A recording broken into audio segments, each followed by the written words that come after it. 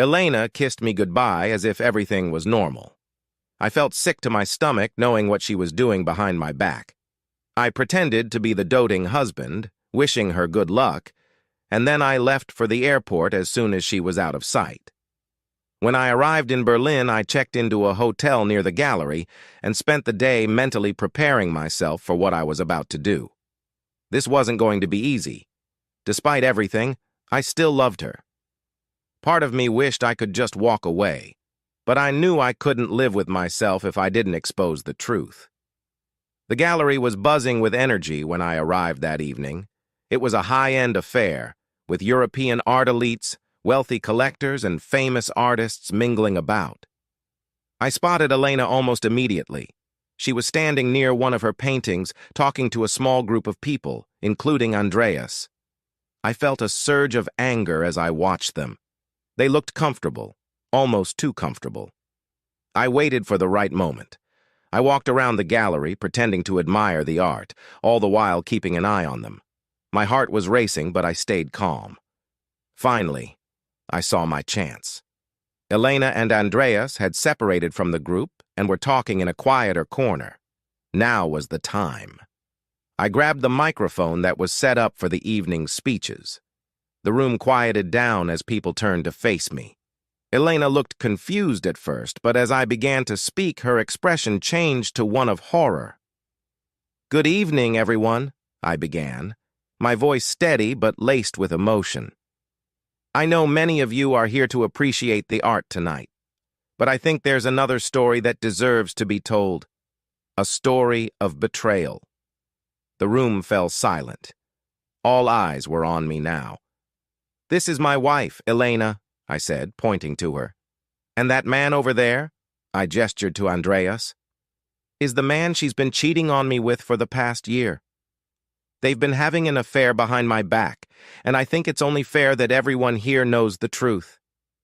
The shock on their faces was palpable. Elena's face turned ghostly white, her mouth opening and closing as if she wanted to speak but couldn't find the words. Andreas stood frozen in place, his eyes wide with disbelief. The room erupted into murmurs and gasps, and I could see people taking out their phones, recording the moment. "I loved you, Elena," I continued, my voice breaking. "I gave you everything. I trusted you. And this is how you repay me? By sneaking around with another man?" Tears welled up in her eyes, but I didn't care. I wasn't going to let her manipulate me with her emotions. I needed everyone to see her for who she really was. The crowd began to turn against them. I could hear people whispering, some even clapping in support of me. One woman shouted, "Shame on you, Elena!" Others shook their heads in disgust. Even in a room filled with artists who prided themselves on being open-minded and liberal, there was no excuse for such blatant betrayal. But the most unexpected reaction came from Andreas himself. Andreas stepped forward, his face flushed with embarrassment. He looked at Elena and then at me. "Victor," he said, his voice trembling. "I'm sorry. I had no idea things would get this far. I can't do this anymore." With that, he turned and walked out of the gallery, leaving Elena standing there, humiliated and alone. She tried to run after him, but the crowd blocked her path. People were whispering, pointing, and shaking their heads in disapproval. She was trapped. There was no escaping the truth now. I stood there, watching as my wife, my once loving wife, crumbled before me. It was a bittersweet moment. I had exposed her, but the victory felt hollow. The woman I had spent 15 years of my life with was no longer the person I thought she was. In the weeks that followed, our marriage officially ended.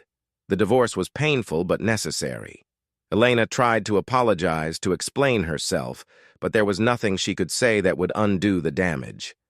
I couldn't forgive her, and I didn't want to. The children, of course, were the hardest part. Luca and Sophia didn't understand why their mother wasn't coming home. We tried to shield them from the truth as much as possible, but eventually they would know. As for me, I slowly began to rebuild my life. I found solace in the support of friends and family, and in time, I started to heal. It wasn't easy, but I knew I deserved better. I deserved honesty, loyalty, and love. Thank you for watching. And that was my story. If you've ever been through something similar, or if this story struck a chord with you, feel free to share your thoughts below. How would you have handled a situation like this? Would you have exposed your partner in public, or would you have taken a different route? Please leave a comment, and don't forget to like, share, and subscribe for more real-life stories that will keep you on the edge of your seat. Thanks for watching. To do? The words were like daggers to Edmund's heart, each syllable cutting deeper than the last. He stood frozen, his world spinning as Eleanor continued speaking, her voice trembling with fear and uncertainty. She was pregnant, but not with his child. It was Sir William Devereux who had stolen not only her affections, but also her body. How long had this affair been going on? How had he been so blind? Edmund staggered back, his mind racing. He could hardly believe what he had heard, but the reality of it hit him with full force. His wife, the woman he had loved and cherished for over a decade, had betrayed him, and now she was carrying another man's child. Unable to remain silent any longer, Edmund gathered his composure and stepped into the drawing room. Eleanor, who had been sitting with her back to the door, turned sharply at the sound of his footsteps. The blood drained from her face as she realized he had heard everything. "Edmund," she began, her voice shaky and panicked. I can explain." "There is nothing to explain, Eleanor," he said coldly, his voice devoid of the warmth it once held for her. "I heard every word." The room fell into a heavy silence, save for the faint crackling of the fire in the hearth. Eleanor's hands trembled as she clutched the edge of her chair, her eyes wide with fear. "You've been unfaithful," Edmund continued, his tone firm but pained.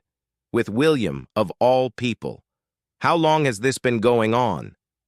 Eleanor looked away, unable to meet his gaze. "It was a mistake," she whispered, her voice barely audible. "I never meant for it to happen." "But it did," Edmund said, cutting her off. "And now you're carrying his child." Tears welled in Eleanor's eyes as she nodded slowly, her composure completely shattered.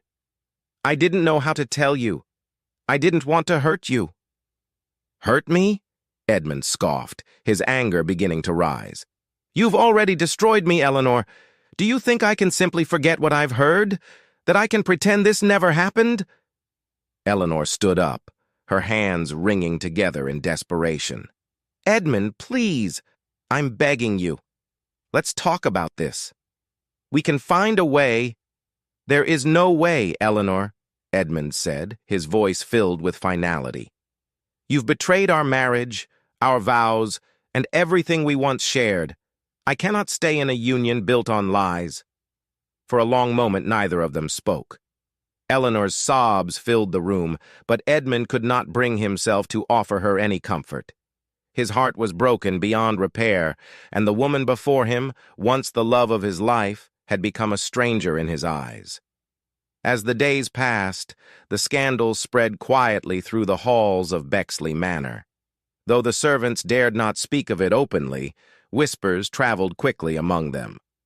Lady Eleanor had retreated to her chambers, avoiding any public appearances, while Lord Edmund maintained a stoic exterior, though inside he was battling a tempest of emotions. It wasn't long before the affair became known in the higher circles of society. Rumors spread across town like wildfire. Lady Eleanor Bexley, wife of the Honorable Lord Edmund Bexley, had engaged in an illicit affair with Sir William Devereux. The news was shocking, not only because of Eleanor's high standing, but because of the child she was now carrying, a child that was not Edmund's. The humiliation was unbearable for Edmund. Every time he ventured into town, he could feel the weight of the stares and the murmurs behind his back. It was as though the world he had once known, filled with respect and admiration, had crumbled beneath his feet. Despite the public scandal, Lord Edmund refused to let the affair define him. He would not allow himself to be humiliated further by divorcing Eleanor, a move that would bring even more shame upon his name. Instead, he resolved to handle the matter privately, quietly removing Eleanor from the manor and taking control of the situation. He consulted his most trusted advisors and friends, including Lady Margaret Hamilton, who had been a steadfast presence in his life for years. Though Margaret had her own feelings for Edmund, she never acted upon them, respecting his marriage to Eleanor. Now, however, her heart ached for him as she saw the toll the betrayal had taken. One afternoon, Margaret visited Edmund at the manor. They sat together in the drawing room, the tension between them palpable. "I'm so sorry for what you've been through, Edmund," Margaret said gently, placing a hand on his arm. "You didn't deserve this." Edmund sighed, his gaze distant. "I've spent my life trying to be an honorable man, Margaret, and now it seems all of that has been for nothing." "You are still an honorable man," Margaret insisted. "Eleanor's actions do not define you. She made her choices, and now she must live with the consequences." As the weeks went by, Edmund knew he had to make a decision. He could not allow Eleanor to remain at Bexley Manor, but he also couldn't bring himself to expose the full extent of her betrayal to the world. He would not drag their marriage through the courts in a public divorce. Instead, he decided that Eleanor would leave quietly. He would raise the child as his own, for the sake of his family's reputation and for the innocent life that had been brought into this world. But Eleanor would be banished from the manor, never to return. One evening, Edmund called Eleanor to his study. She entered hesitantly, her eyes red from days of crying. She knew what was coming. "I've made my decision," Edmund said, his voice cold but calm. "You will leave the manor by the end of the week. I will make the necessary arrangements for you to live elsewhere, but you will not return."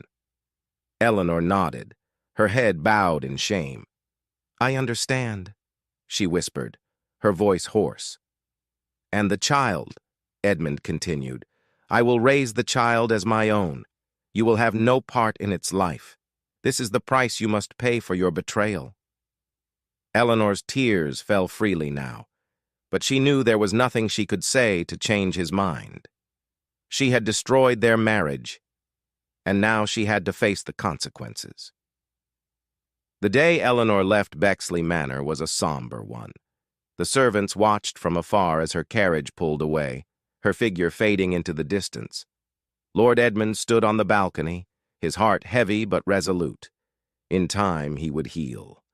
The wound of Eleanor's betrayal would always remain, but he knew he had the strength to rebuild his life.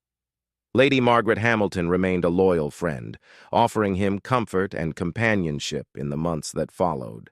And as the seasons changed, Edmund found himself slowly emerging from the shadows of his past. He had lost a wife, but in the end, he had found something more valuable, his own dignity, and the unwavering support of those who truly cared for him. Thank you for watching this tale of betrayal, heartbreak, and the strength it takes to rebuild after loss. What would you do in Edmund's place? Could you find forgiveness, or would you seek revenge? Let us know in the comments below. And don't forget to like, share, and subscribe for more stories like this. Your feedback is always appreciated.